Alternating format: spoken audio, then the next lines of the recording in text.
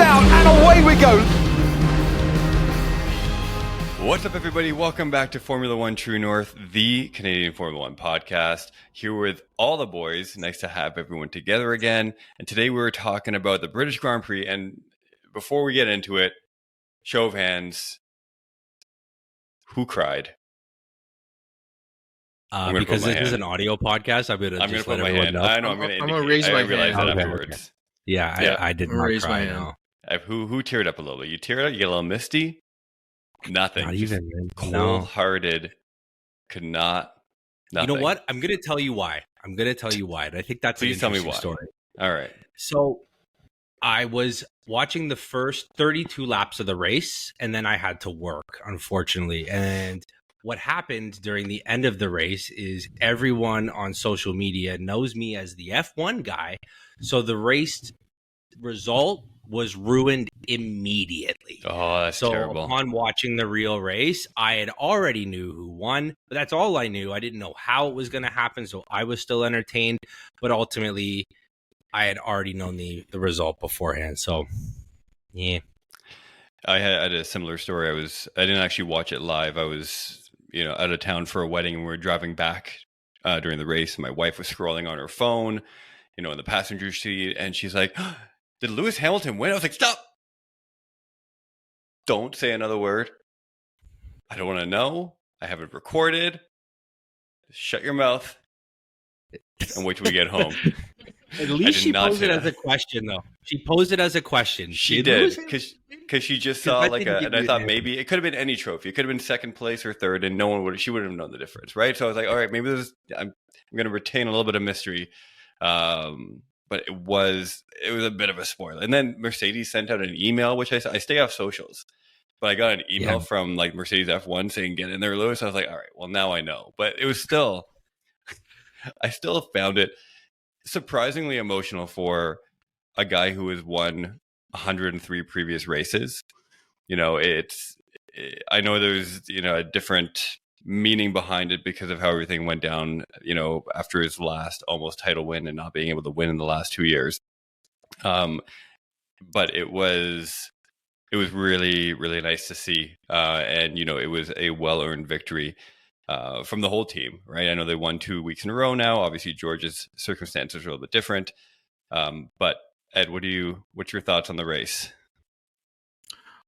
Honestly, it wasn't just the Hamilton win. It was a lot of different things. It was just it was nonstop action. And the Hamilton win was just the, the cherry on top, the icing on the cake, whatever cliche you want.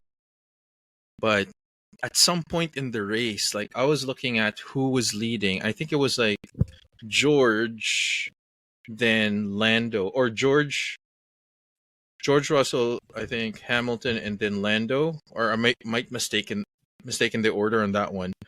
I think it was midway through the race, and I was like, is this going to happen? Is it going to be an all British podium?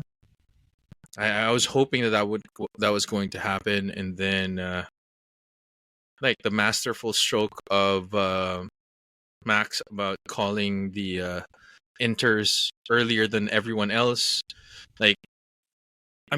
Everyone does look at the Hamilton win, but don't skip on Max, because with everything else that's been happening and the way he got back and the way he was able to get podium amidst everything that happened to him, I was super impressed.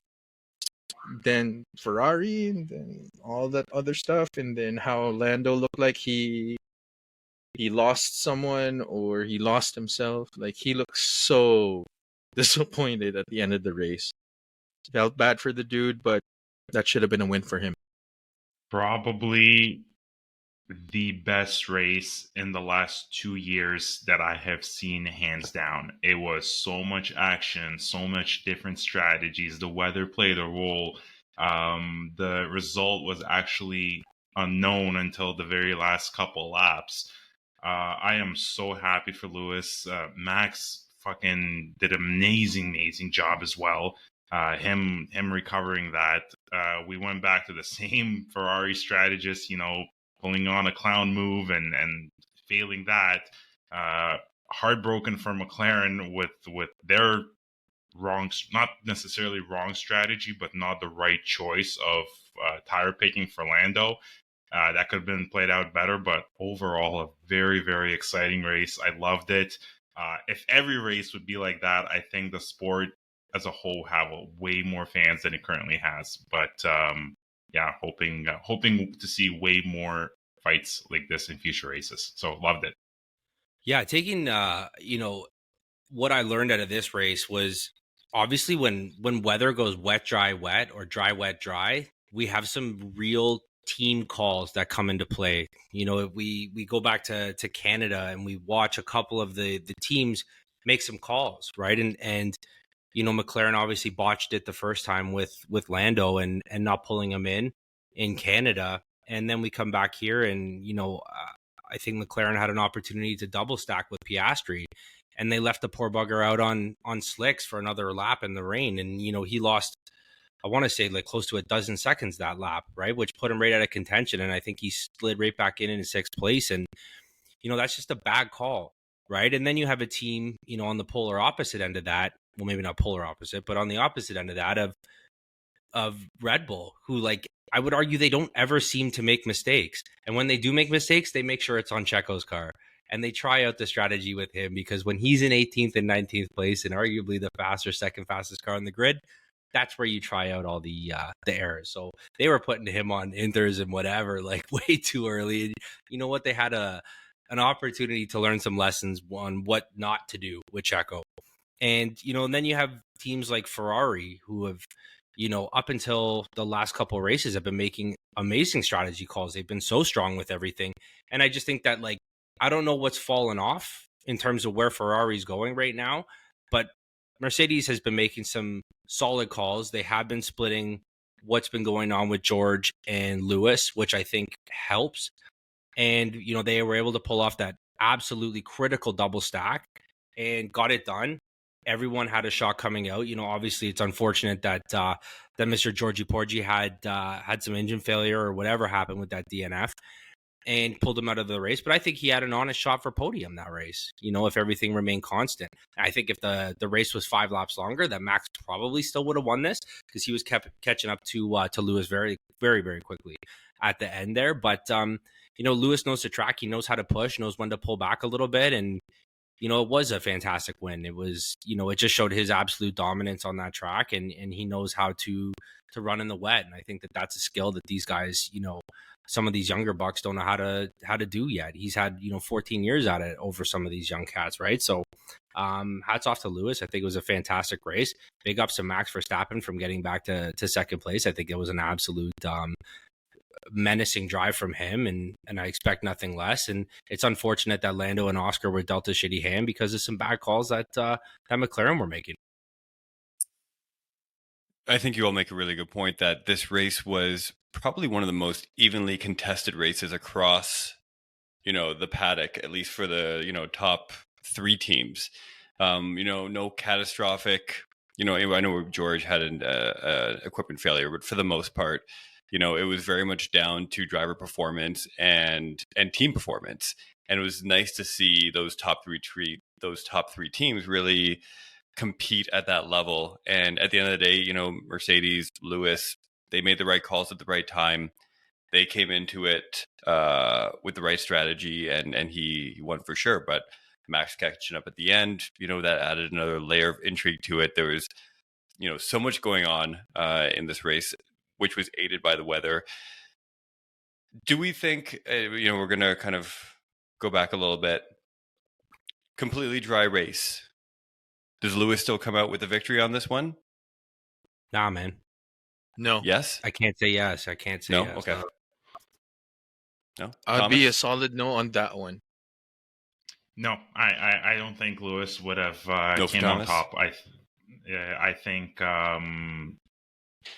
think it would have been a different winner on the podium for first place. I think the weather played a significant role with the strategy and the racing itself. I think Lando would have had a better shot. Really? Yeah. Yeah. So even coming out of quali when they, Mercedes at least had the two fastest cars on the grid in dry conditions, we still think they wouldn't be able to hold that pace during the race. Correct. Yeah, I don't know if they're there yet. All right, well, fair enough. Well, you know what? We'll never know. It doesn't matter. A stupid question on my part. Let's go back and talk about the rest of the grid. Really quickly, let's talk about some more performances. So much to talk about. Haas had an impressive weekend. We can talk about McLaren's mishaps in a little bit more detail from the strategy side of things. Really quickly, let's go over some winners and losers for this past race. Ed, you want to start us off? Winners and losers. For me, biggest winner would have to be Hamilton and Mercedes in general.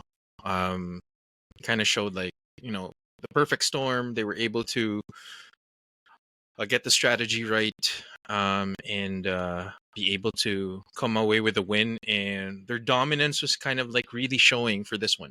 But I totally agree with you guys too that they're not really there yet, but specifically for just this race, that's a good win. And I basically I think if they continue on this trajectory, 2025 and 2026 is going to be an interesting few seasons. So looking forward to that. Biggest loser would have to be Lando and McLaren. They messed up holding Piastri out and not doing the double stack like the way Mercedes did. Because had they double stacked, Piastri wouldn't lose 20 seconds. He'd lose 2-3 seconds at the most. And he would be either able to defend for Lando and possibly even win podium.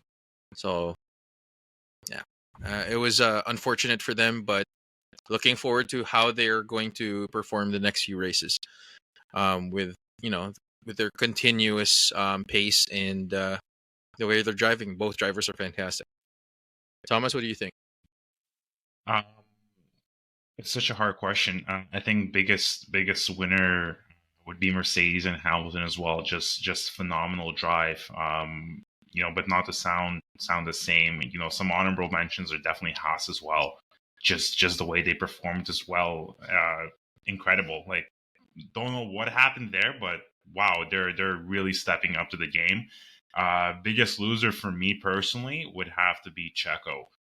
I don't know what's happening with him, where his confidence went to it. It's clearly not the car, it's him. And being in a Red Bull, and what did he finish, 16th or 17th, if I'm not wrong?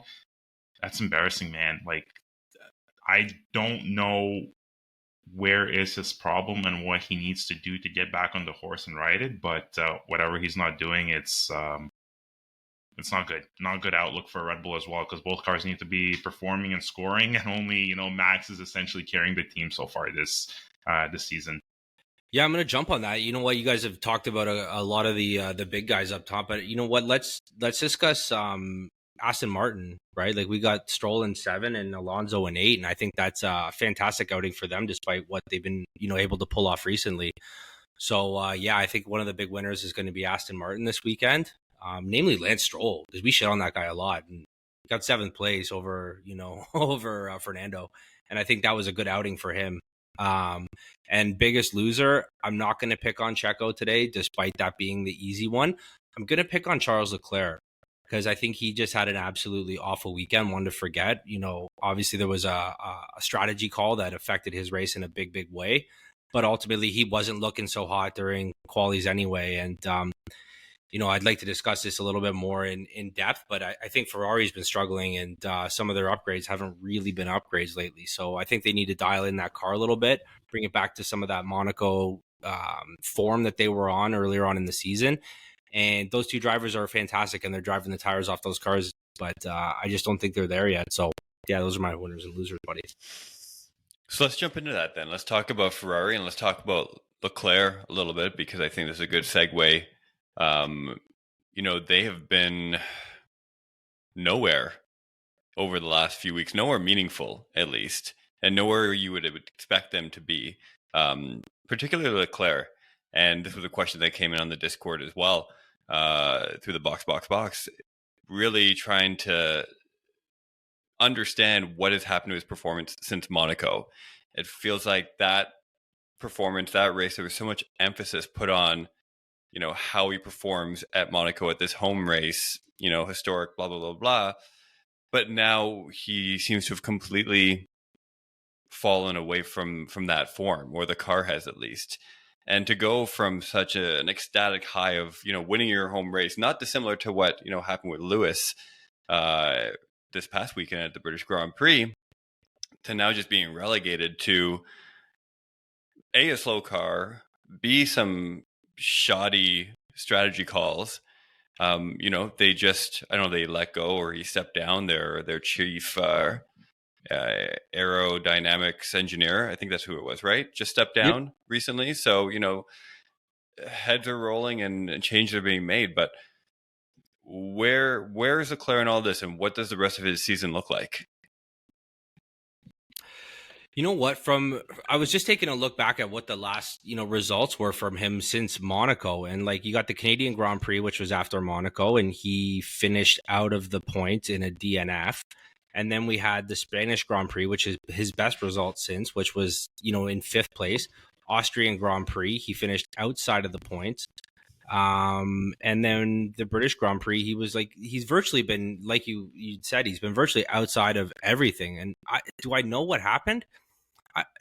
I don't know. I suspected, and I wasn't sure how, real this could be, but did Ferrari kind of point that car in the direction to win Monaco, to have some higher curb height, to be better in the slower speed, and then, kind of drift away from that? Because that can't really be the case, but I can't think of another alternative in terms of them losing so much of what they had in the first half of the season, because they were looking spicy in every single race, which is, not your traditional tracks. And then they get to Monaco, which is the least untraditional track right now. And it's just been an absolute gong show since then.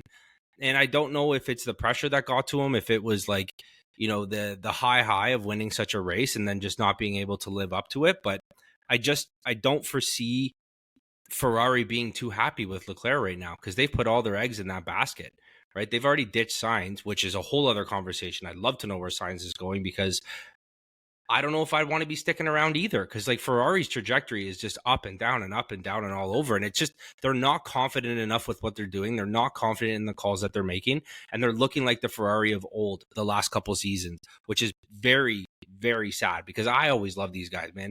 These guys ripping around in red it's fantastic to see Ferrari. And I was proud of them for some reason. Ferrari's not even my team, but I've been proud of them because they just finally looked like they had their stuff together, and it was really nice to see.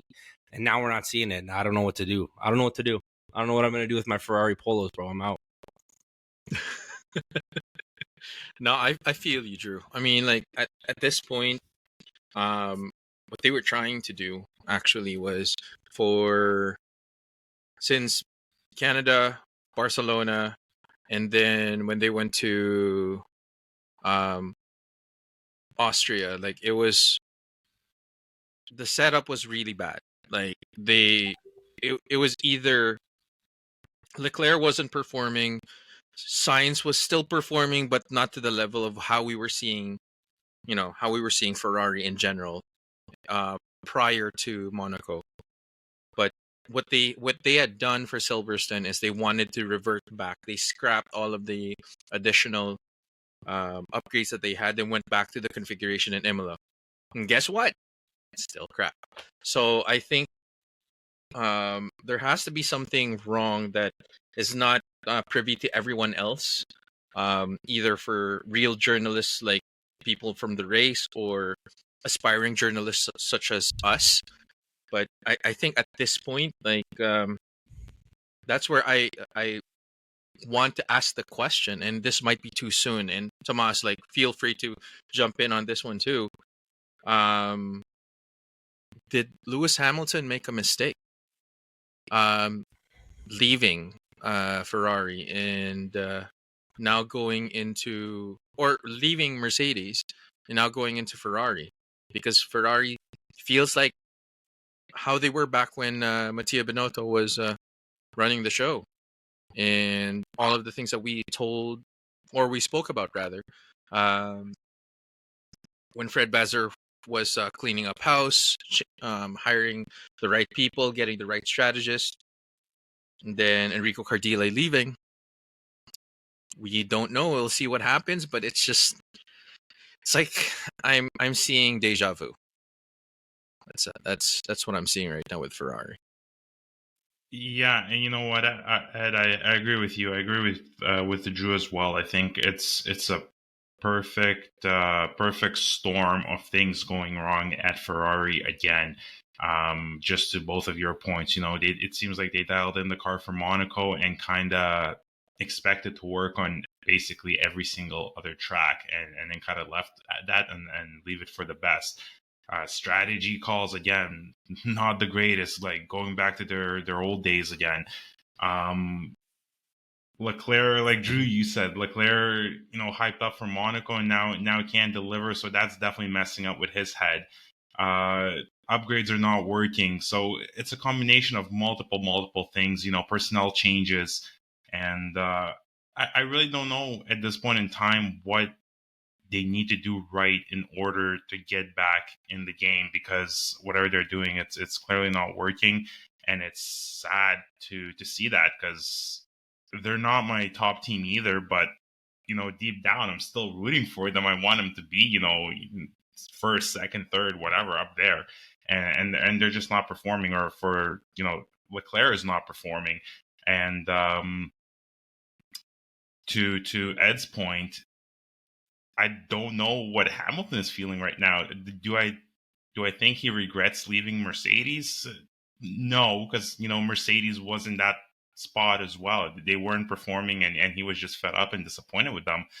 And now, his first win, and he looks at Ferrari and where they stand, or again, Leclerc specifically, he's going to have some work to do. And the team around him, they're going to have to build a car for him in order for him to perform. So it's definitely going to be a challenge. At least I think it's going to be a challenge the first year he steps into that Ferrari. And we'll see what we don't know what to expect, and I'm sure he doesn't know either, hoping it's all the best. But it's an interesting place we see ourselves again, like literally deja vu with Ferrari. So I was thinking about this question because I knew it's something we'll be covering today, given their recent performance. And the only thing I could really think of as it relates to Ferrari and Leclerc is that shortly after the Monaco Grand Prix, Drew and I entered applications for membership to the Scuderia Ferrari Club of Toronto. It's the second largest Ferrari club in the world. And the only thing that really makes sense to me is that they saw those applications come in because they get sent to Italy, they get sent to the racing team, and they saw the co-hosts of F1 True North, the Canadian Formula One podcast, applying to be part of that club, and they just got shook. And the pressure just got to them, and they didn't know what to do. They didn't know what to do themselves. It was just like too much. They kind of like mind blown. Like, what is happening here? Like now we've hit the big time. And that was it. That or Leclerc's ice cream business is just blowing up and it's taking up too much of his attention. But one of those two things, I'm pretty sure, is the solution. So maybe we should rescind our memberships for the betterment of the racing team. I'm willing to do that, Drew. I don't know about you. No, I really like the fancy yellow notebook they gave me. Well, you can keep the notebook. Keep the notebook. Oh yeah, I guess I can't come get it back. Woo! Nah. All right, let's move on. New segment we're going to try out today. It's called "What Are the Chances?" I'm going to throw out 3 scenarios. There it is. I know that's good, Drew, for a podcast. Show them the yellow book. It was for you guys. It wasn't for them. Oh, okay. Them being the audience. It was for you guys. New segment. What are the chances? I'm going to throw out 3 scenarios, and you're going to tell me what are the chances of these things happening. It's a fun little way to jump percentages? Around. We're looking at it. You can answer it however you want to answer. Oh, okay. Whatever. Straight from the heart. I'm loving that. Straight from the heart. All right. First up, what are the chances Perez has a seat by the end of the summer break? Drew. Ooh, I like that. That's a spicy question right now. Checo Perez has been choking Perez. He's been absolutely choking on you know what? He signed the contract and was like, I'm good. And took his foot off the gas, literally and figuratively, does not care. Like, can't string quali together, can't string a race together, can't fight back above 10th place. He has been out of the points. I don't know if they're sandbagging this poor bugger, but like, he is just out of shape in every sense of the word. And I think that Helmut Marko and the higher ups at Red Bull are not too happy about this. I know I've seen some rumors around, social media is talking, and I just think that there are so many options that Red Bull has. Like, they can go to Liam Lawson, they can go to a Yuki Tsunoda, and I think their biggest option is probably Danny Ricciardo. I think Danny Ricciardo and Yuki Tsunoda would both be, as Max wants to know, is it Max approved? And I think that they are. I think that they would fall in line. I don't know about Liam Lawson. I think it's too early to say. I think he's a young gun and has something to prove and might kind of push back. But I think Yuki Tsunoda and I think Danny Ricciardo or Max Verstappen approved in terms of a second seat for Red Bull. And if Checo doesn't show up, I think that there's a very good chance Red Bull, historically has been very keen on doing that. They're just like, the halfway through the season, you're in or you're in the way. I was also kind of hearing on a podcast that I was listening to that, Checo's new contract has another clause in it that says if he's 100 points away from Max Verstappen in the championship driver series, that they had an option to exercise the contract and get rid of it. I don't know. So what are the chances, Drew? Pretty good? Not so good? 50-50? No, it's a 50-50. Yeah, it's a 50-50. 50-50? Okay. Ed, what are the chances? There's a long-winded way to get around there. Yeah, there's a long answer, but thank you for playing. For all of our avid listeners, they know that I said at the start of the season that Checo is not going to have a seat. I took my foot out of my mouth and said that Checo was going to stay because he was able to sign the contract. But hear me out. And this is going to be the contrary to what Drew had said. What if, because of the current pace and the current performance of the RB20, that they are using Checo as we have said earlier, that they're doing all the weird setups, trying to do.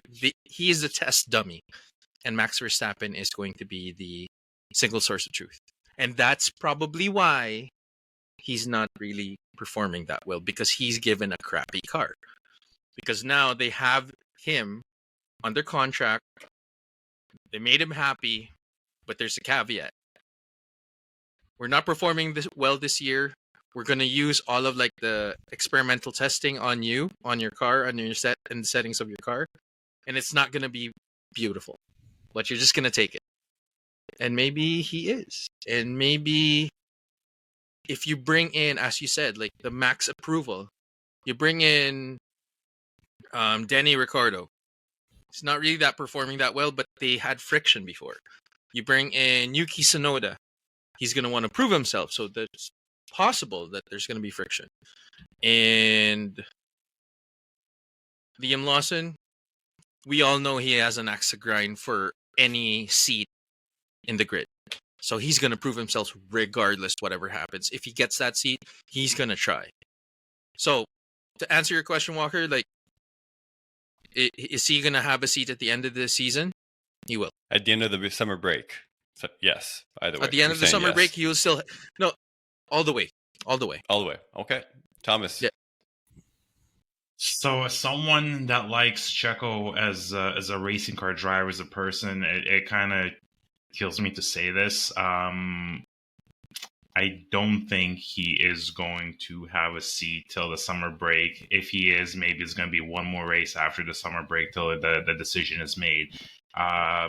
Agree with all your opinions. To kind of jump back on Ed a little bit, it's funny that you mentioned that. So essentially what you're saying is Red Bull essentially says, hey, Checo, we're giving you a contract 1+1, but you're also going to be our test mule.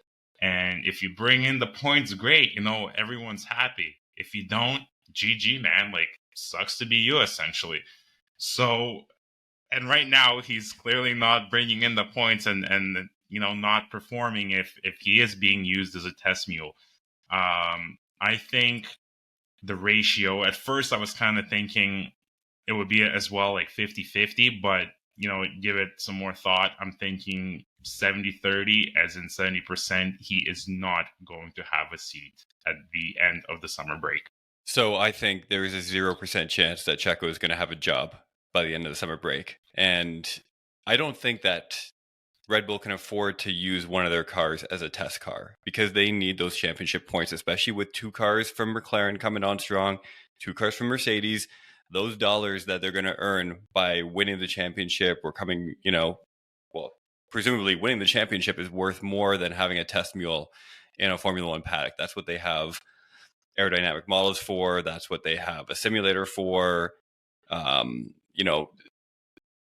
Checo isn't there to be a test driver, and I don't see his performances getting any better in the next 2 races, so I think he's out. That's what I think. Can we discuss what a test mule is? Because I've never heard this term before. I've heard of a test dummy and I've heard of a mule, but I've never heard of a test mule. So can we just mule? Clarify? Yeah.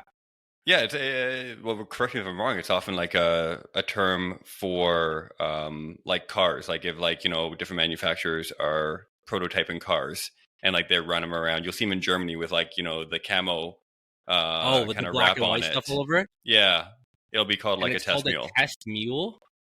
Correct? Is that just me?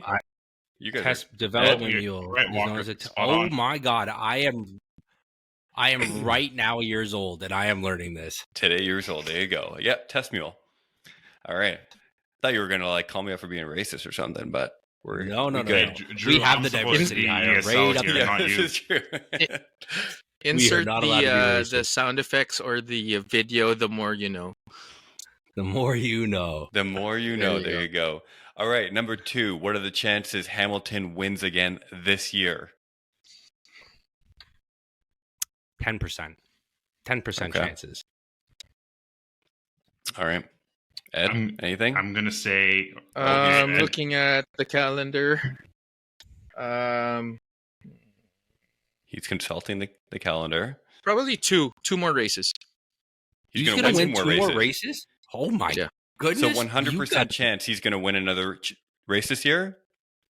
Yeah. Okay. Like the way you think. Thomas? I'm going to say 50-50. It's a hard one. I think part of it, he just got really lucky, right circumstances, right timing, right scenario that just happened this previous race. Is there a chance? Yeah, but there's also a chance he's not going to win, so 50-50. But I'm going to say, I'm going to go with Ed. I was going to shoot a little bit lower here, but you've inspired me, my friend. I think he is 100% going to win another race this year, and I'm going to call it right now. I think it's going to be Brazil. There we go. You think he's got some big race energy going on right now? Calling my shot. Like that, like he's like, okay, I can win again. I'm an old guy in an old car who's doing all right, but like, you think he's going to put some pep in his step? You know what? I think given the kind of emotional release that he had after that win, I think it illustrates the amount of pressure that he was putting on himself and the amount of self-doubt that he probably felt over those last 2 years. Imagine winning year after year after year to just nothing, right? The amount of like self-doubt that must come in, second guessing yourself all the time. And I think this is really, reaffirmed a lot of the things that he was probably trying to tell himself over those last 2.5 years. And I think we'll see a different, I hope we'll see a different Lewis on a regular basis now with a more competitive car and getting his head back into that space where, he knows he can be a monster on the track.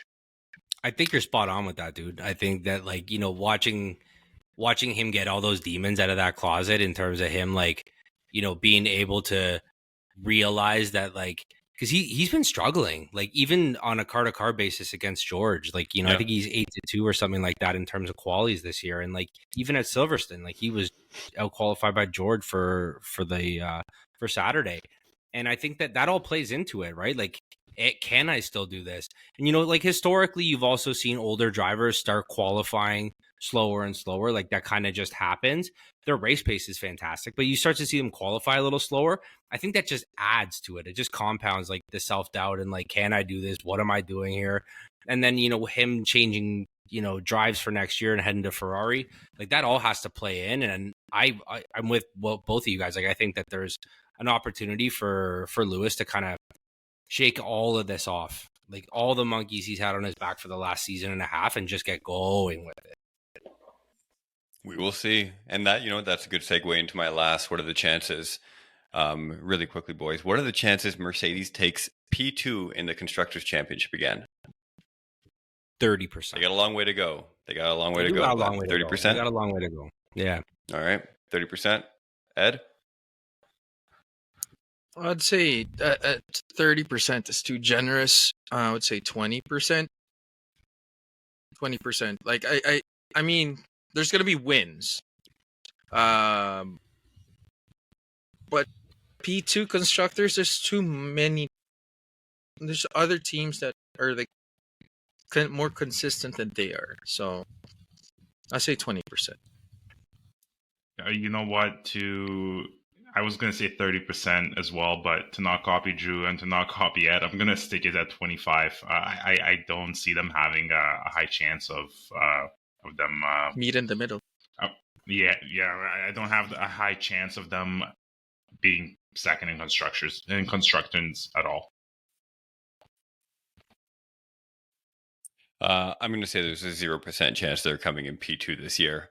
I think too much ground to make up, and teams like McLaren are too competitive. So I don't think this is their year for it, but there we go.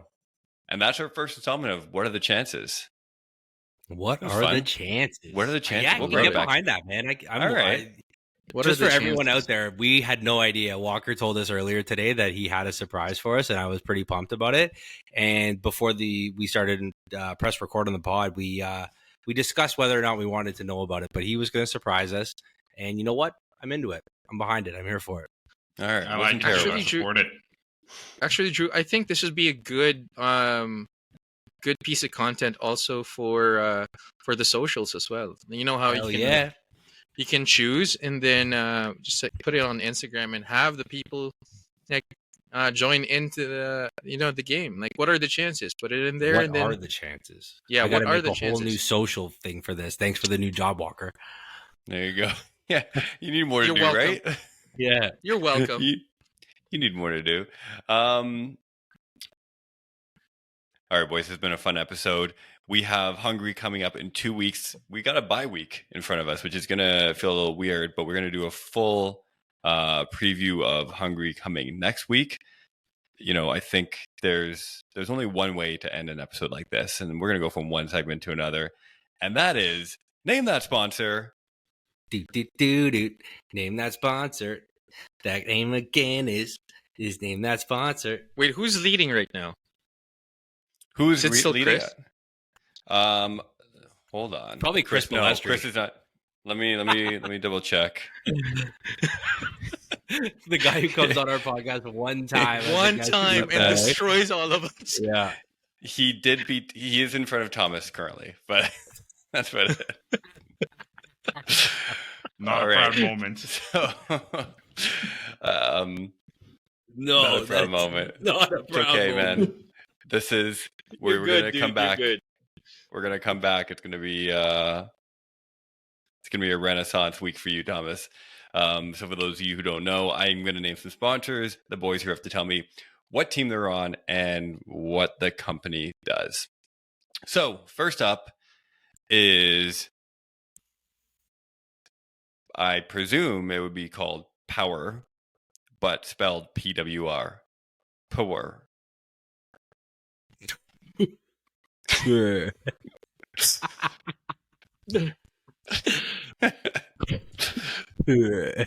Per.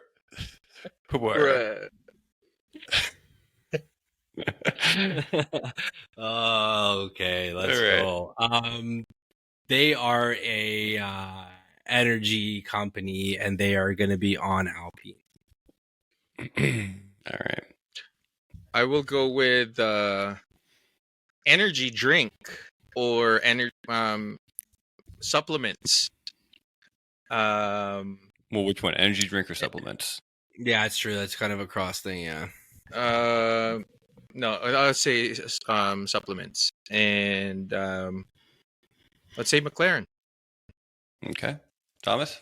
I'm gonna say McLaren as well, but I'm gonna say it is like a marketing software for businesses. Got it. All right, you're all wrong. Power is a leading global gaming organization, and it unites some of the world's best gamers, creators, developers, and fans with captivating content, experiences, and elite gameplay. TeamPower.gg, for those of you that want to know. Way off. And it's on Red Bull. Okay. And it's on Red Bull. Okay. Okay. Maybe they're the sponsor of Max Verstappen's esports team. Could be. Maybe. Maybe Could it's be. probably one of them. Probably one of them. Mm-hmm. Okay, next up. P448. P448. They're going to be on Haas, and they are a engineering mechanics company. Okay. Steak Sauber. SaaS company. Okay. Red Bull and advertising. Something, again, advertising business.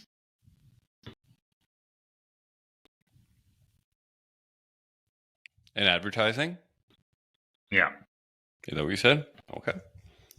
Still all wrong. It is P448 is a designer Italian sneaker company. Meticulous detailing and made in marche craftsmanship underscore the sense of luxury of each collection. P448.com. There we go. No, Visa V-Carb. V-Carb. Oh, Okay. V-Carb. Oh, V-Carb. AlphaTauri. Maybe. Yeah, they're a carryover from AlphaTauri for sure. Yeah. Last for name that sponsor is Fix Network. Fix Network.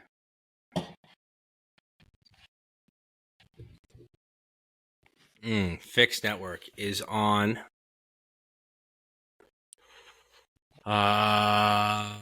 Mercedes, and they are a tech software IT specialist kind of thing. Okay. Fix Network. I would say Red Bull, and they are a chain body repair for cars store or brand. I am going to say McLaren, and they are a cloud-based company, kind of like Salesforce. All right. Ed, coming in big for this one. You got the team wrong, so they are on Stake F1. But Fix Network is one of the world's leading automotive aftermarket franchise networks for collision, glass, and mechanical repair services. Yeah. Based in Quebec, Canadian company too. Hey, we likey. There we go. Yeah. There we go. Hats off to Ed scoring the only point today. The only point today. Else. Oh my goodness. Sponsor us. That is Sponsor so, yeah, exactly. Sponsor us. Yeah. We're here. We're Chris here. is still ahead of Thomas. That's the best. Gotta change that. Gotta change that soon. Still. Yeah. Still no studying. Any We have a now. gentleman's agreement. We're not allowed to study these. Still, No studying. No studying. And you know what? It's very obvious that none of us are doing that. Exactly. We are been very obvious about that. Oh, boys, that has been fun. That's been another episode of Formula One True North, the Canadian Formula One podcast. I'm Walker, here with Drew, Ed, Thomas. Don't forget to rate, subscribe, leave a review, tell your friends, share. What else? Join the Discord. Anything else? Did I miss anything? Yeah, the Discord's popping these days. Hell yeah. Discord. Yeah. Please join the Discord. YouTube shorts are slapping too. All right. Find us on YouTube, Instagram, TikTok. all the socials. Yeah, hell all yeah. the socials. All right. It's been fun, boys. Do this again next week. Sir. Ciao, ciao. Peace.